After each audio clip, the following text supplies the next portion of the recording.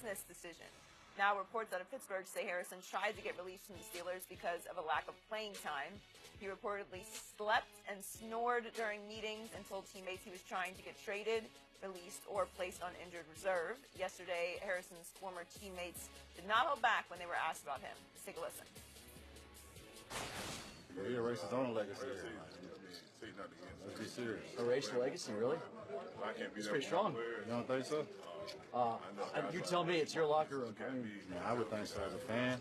It's crazy. It blows my mind. He wanted that. It wasn't like the team said, "Oh, we're gonna let go James Harrison." James Harrison wanted that.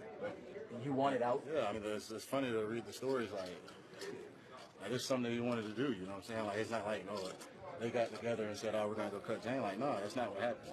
And he needs to come out and admit that. I don't want the media to portray that we the reason he left or the Steelers are the reason he left. You know what I'm saying? It's just, that ain't the reason. Like he chose to leave. He chose to do what he wanted to do. You can consciously sleep in a meeting, but you can pick and choose when you snore. Yeah. If that's the truth, we have some problems. Yeah. Shannon, should Pittsburgh be upset with Harrison? I think they have a right. I think the Steelers, the players, have a right to be upset with his professionalism. But I believe there are two sides to this story. See, I believe even though James was not playing, Skip, you must maintain your level of professionalism at all times. Skip, I knew in 1999 was probably going to be my last year in Denver. They didn't come to me. Mike had told me if I put together years like I did before, at All-Pro, back-to-back years, back-to-back Super Bowl champs, Pro Bowl, they would redo my deal before the last year. That didn't happen. So with that not happening, here I am getting on up, 30, like about 31, I think, after the season. There's a good chance I'm not going to be there. But Skip, I showed up every day. Was never late, did my job, helped the young guys. Were you a starter? I was a starter. Were they still throwing you some balls? I caught a few balls, caught a few. Then I broke my collarbone week 4. Yeah. And Skip, broke my collarbone, come in, get treatment.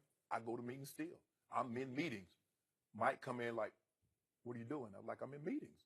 He's like, get well. We'll see you when you get healthy. So my day was done. But my job was to maintain my level of professionalism. I think the thing is, let me tell you another situation. Very similar to what happened with James Harrison. Michael Dean Perry, a Pro Bowl player on our team. Mike cuts him in December. He signs with the Kansas City Chiefs. I'm not upset. Mike said he didn't think he could help the team. Michael Dean Perry still wanted to play. He went and signed with the Chiefs. They won the division. We had to go there to play them in the divisional round. We beat them. Skip, I don't have a problem with what James Harrison, you released me. I believe the Steelers should have been more upfront with James Harrison. Now, James is telling the story that they told him when he signed in the offseason, he was going to play a very similar role in which he had played the previous 2 years. James was playing about 35 to 40 snaps a game, 587 snaps total. Now he's at 40. You be upfront with him, he's going to be upfront with you. Okay? Both of you lied. James Harrison didn't maintain his level of professionalism. The Steelers go out and draft T.J. Watt. They love Bud Dupree. Now the linebackers, they don't mainly always rush. Sometimes they drop in pass coverage the zone. Sometimes they cover back and tight end. They didn't feel James Harrison could fill that role. Okay? Skip, my only concerns are, why do you wait to week 16 to cut the guy? If he's been doing this in week 3, week 5, week 10, why wait till now? And another thing that concerns me, Skip, that it doesn't concern me, but I find it odd. Players will rally behind an organization when the player seems to have forced his way out. But organizations cut players all the time.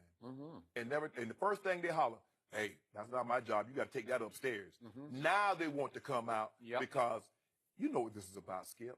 Had James Harrison signed with the New York Jets, nobody would have said a word. Had James Harrison signed with a team that on Sunday their season is over, no one would have said a word.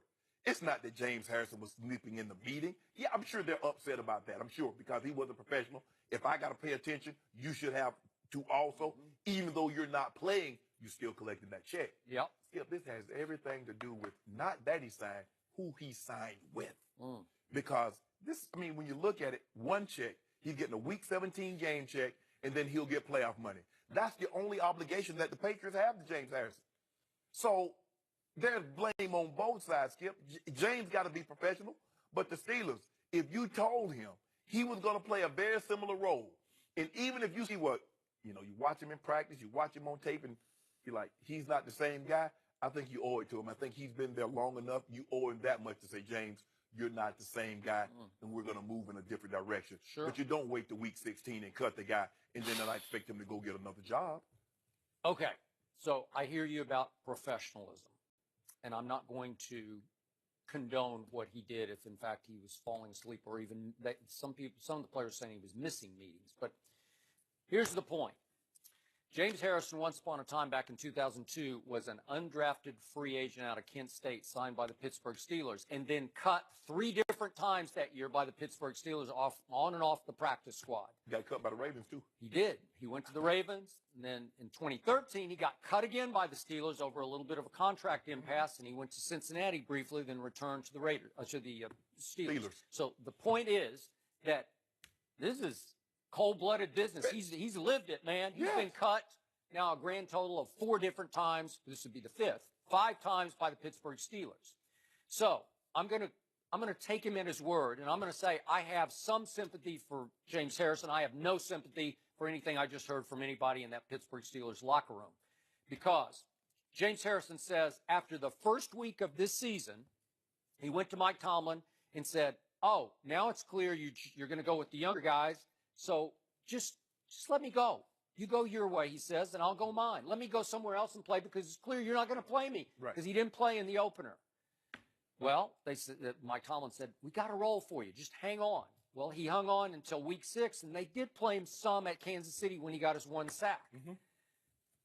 And then it comes to the game of the year in the AFC, the big home game. Here comes New England. And how many snaps did James Harrison get against the Patriots? 0. So his quote is, "If I didn't play in the biggest game of the year, that told me I wouldn't get any more snaps. So all that lip service you gave me before that didn't matter." So he's saying they were lying to him and stringing him along just to kind of keep him on ice, just in case somebody got hurt. And he goes back to Mike Tomlin and says, "Please release me. Just let me go. It's just clear. Let me go finish somewhere." And Mike Tomlin says, according to James Harrison, "I'd be crazy to release you right now because we could have some injuries down the stretch." And they're jerking him around, and then all of a sudden, for no apparent reason, they cut him at this point in the season, and yet Mike Tomlin, according to James Harrison, says, "Hey, stay in shape in case I need you in a month." Well, James Harrison is saying, "I want to play. Right. So I'm not going to go just wait for you to give me a call. Maybe, maybe not." Right. And as he said, I had to make a business decision. He said he hesitated. I had a little hesitation before I became a New England Patriot, because obviously it's become a rival. But how can you blame him for saying, I just want to go play, and I want to go play for a good team that has a chance to win a ring? I don't know what the hesitation was. All I need to know, hey, them checks clear? Yeah. Because that's what I used to tell people all the time. The Broncos are not the only team that pays people. There are 30 other teams that pay people. Yeah. Okay, you don't want me. The Steelers didn't want James Harrison. James Harrison. He moved on. Skip, they're upset because he went to the Patriots. You can't tell me. I got it. But do you blame him for trying to act his way out? No. I just can't. No. You can be a professional, but that doesn't always make you a pro. You show up to Skip. They're paying him. Even though he's not playing, is he collecting a salary? I understand he wants to play, and I understand it would be frustrating. But Skip, you cannot go into meetings and be just openly and blatantly disrespectful. I got that. But do you blame him for wanting out? Because No, I can't. no. And Pouncey is saying, well, clearly he wanted out. Yeah, he wants out. Yeah. Who wouldn't want out of this situation? Yeah. Remember, 5 times you made the Pro Bowl. Twice you made first team All-Pro. Defensive Player of the Year. Yeah, that's pretty great. He's right? Considering the defensive guys that they've had in that organization. Yeah. He's the all-time sack leader in Pittsburgh. With guys like Joe Green, L.C. Greenwood, Ernie Holmes. Come on. So that means something. They got Defensive Player of the Year littered. Jack Lambert, Mel Blount. Do they? So James Harrison is a pantheon great in Steelers lore. He's a 2-time Super Bowl champ. Yeah. So that should mean something. And my thing is, Skip, you told the man that he would play a similar role as he played in the previous 2 years. Okay, first week, couple of weeks, you looking at him in practice, You watching him on tape in the little bit of games that he is playing, you see he's not that same guy. Okay. Go ahead and release And him. T.J. Watt sort of falls in your lap and Yes. you say, hey, we love Yes. what we're seeing here. Yes. And they always love Bud Dupree because he's a high pick. Right. And they say, let's go forward with our youth. Right. Okay, good. I got no problem. The only problem I don't have a problem that him signing with the Patriots. I don't care who he signed with. I got a problem with him sleeping. I got a problem with him not being a professional that's fine. at all times. But has he been treated like a beloved Ben Roethlisberger by this franchise? They only treat the quarterbacks like Okay. that. All right. They okay, let me do this in Dallas. Has he been treated like a beloved Jason Witten in No. Dallas? Nope. But, He hasn't been. but that's not how the Okay. franchise works, Skip. They do things differently in Pittsburgh. So, and that's the thing I used to tell guys, look, I can't worry about how they treat Tony or how the New England treats Ben Coates. I just worry about how the Broncos treat me because I'm not there.